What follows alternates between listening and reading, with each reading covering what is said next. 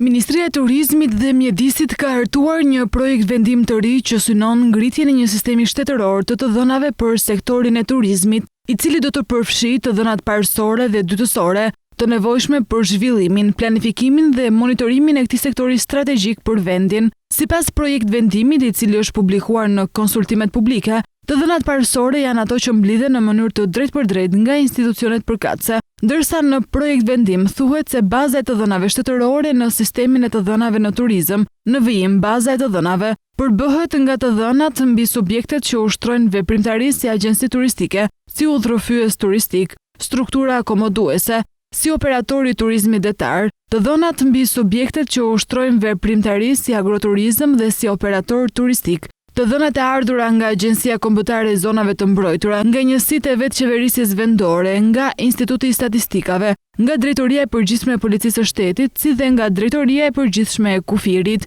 Ky sistem do të funksionojë përmes 3 moduleve kryesore, si Regjistri Qendror i Turizmit, moduli e vizitor për regjistrimin e vizitorëve dhe moduli analitik për përpunimin e të dhënave statistikore. Ministria e Turizmit thekson se kjo nismë synon jo vetëm përmirësimin e transparencës dhe qarkullimit të informacionit ndërinstitucional, por edhe lehtësimin e barrës administrative për operatorët turistik, të cilët nuk do të duhet të raportojnë të njëjtat të dhëna në disa institucione. Sistemi do të përputhet me ligjin për mbrojtjen e të dhënave personale dhe do të mundësojë akses të kufizuar vetëm në të dhëna statistikore për subjektet e interesuara. Projekt vendimi është në përputhje me programin analitik të Ministrisë të Turizmit për vitin 2025 dhe nuk sjell efekte të menjëhershme buxhetore. Financimi dhe ndërtimi i sistemit do të planifikohen në një fazë të mëvonshme në bashkëpunim me Agjencinë Kombëtare të Shoqërisë së Informacionit. Kjo nismë përbën një hap të rëndësishëm drejt digitalizimit të plotë të sektorit të turizmit,